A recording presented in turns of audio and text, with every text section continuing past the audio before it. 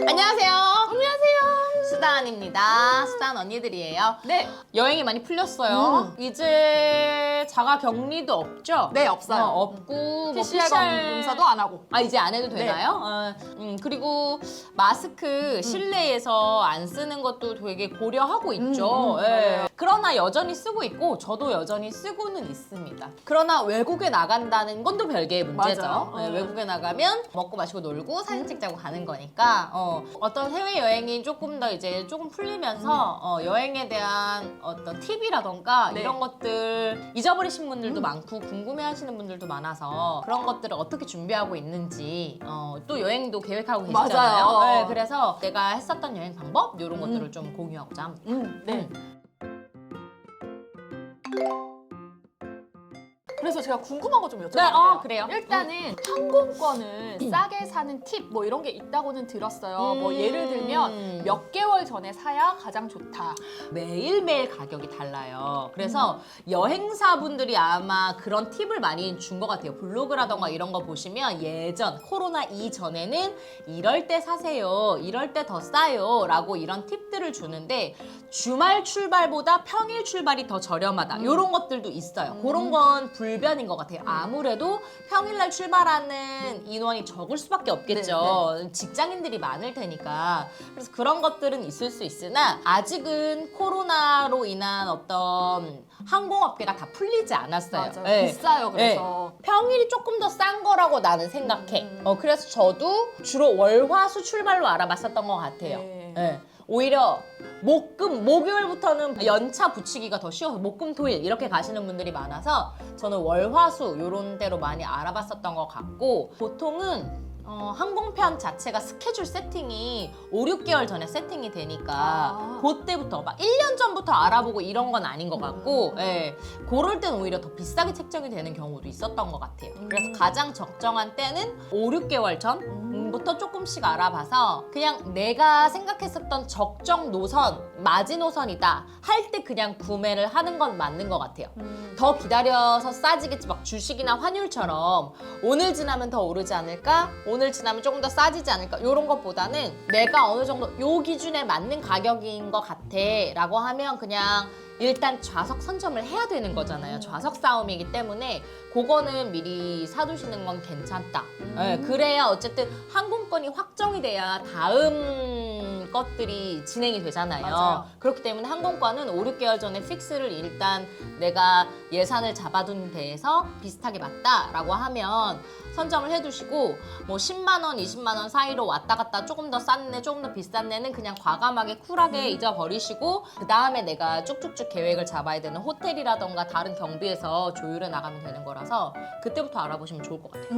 저는 항공권 이야기할 때 네. 승무원이시니까 잘 알 것 같은데 저는 이 단어를 처음 들었거든요. 비딩. 비딩이라는 게 뭐 클래스를 뭐 이코노미를 했다가 어느 정도 금액을 더 해서 뭐 대기를 걸어놓으면 업그레이드를 해서 비즈니스를 탄다던가 뭐 이런 거라고 들었는데 잘은 모르겠더라고요. 근데 이게 국내 항공사에는 없다가 지금 현재 아시아나항공은 비슷한 시스템은 있어요. 왜냐하면 뭔가요? 돈이 없어서 그런 거거든요, 사실은. 왜냐하면 조금이라도 돈을 승객한테 더 얻어서 예를 들어서 뭐 80만 원 주고 이코노미를 타는 승객이 꽉 찼는데 200만 원 주고 타야 하는 비즈니스 클래스가 완전 비어서 타요. 그러면 전체를 했을 때 우리는 이 비행기를 한 번 옮길 때 뭐 5천만 원을 벌어야 되는데 비즈니스석이 다 비어버리면 그만큼 훨씬 마이너스인 거잖아요. 내가 200명을 이코노미에 태웠어도. 그쵸. 그래서 같은 승객 안에서 비즈니스로 업그레이드 시켜줌으로써 돈을 이득을 창취하기 위해서 돈을 더 주고 이렇게 업그레이드 안 하는 항공사들도 있어요. 그러나 KLM 같은 경우는 비즈니스 클래스에 자리 있어? 나 이코노미에서 가고 싶은데? 라고 하면 즉석에서 교환도 해줍니다. 와. 네, 그만큼 경제적이고 되게 융통성 있는 회사인 거죠. 그만큼 활용할 수 있게끔 도와주는 회사고 만약에 그럼에도 불구하고 승객이 안 탈래라고 하면은 그때 탔었던 것처럼 직원들 업그레이드 시켜주기도 해요. 네, 그래서 그렇게 그냥 융통적으로 활용을 하기도 하는데 만약에 그런 시스템이 있는 항공사를 이용한다면 원하면 이용을 해도 되고요.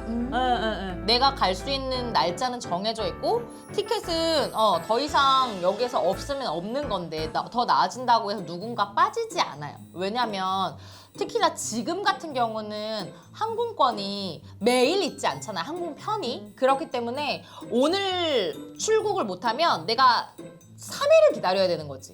예전에는 오늘 출국부터 그럼 내일 가지 뭐. 이게 됐었어요. 근데 지금은 그게 아니거든요. 주 7회 매일매일 뜨던 게 지금은 주 3일 2회, 2회, 주 2회 이렇게 바뀌고요. 아직까지는 더 풀리지 않았어요. 아직은 맞아. 풀리려면 조금 더 걸릴 거예요. 항공업계도. 그렇기 때문에 지금 이거 결제 안 해놓으면은 사실은 중요한 여행 일정이라면 더 미룰 수는 없는 일이라서 5, 6개월 전에 확정은 지어놔야 되고, 지금 고민하시는 부분이 사실은 티켓은 있지만 구체적으로 얘기해서 비즈니스 티켓이 없다라는 이야기인 거잖아요. 네.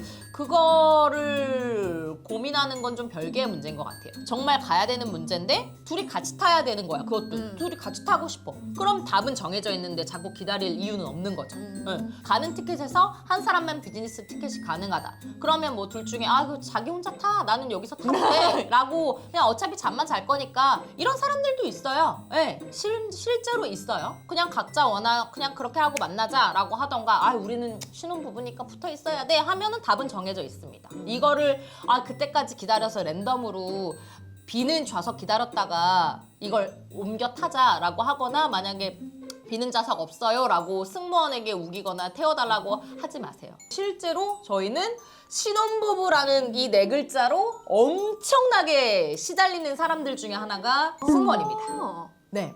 실제로 제발 좀 따로 그렇게 애원해서 붙여놨는데 제발 다른 좌석으로 앉혀달라고, 만석인데. 그런 분들도 계세요. 왜? 내리자마자 이혼할 겁니다. 내리자마자 헤어질 거예요. 이런 분들도 계십니다. 저 고객님 만석이고요. 다른 분들도 다 커플이어가지고 안 떨어뜨려 주세요. 어디 앉으실 건데요? 뭐 서서 가실 거예요? 저희가 진짜 애걸복걸 한 적도 있고요. 보통 신혼여행지다라고 하면 안 가요. 난 안 가고 싶다라고 하는 그런 것 중에 하나입니다.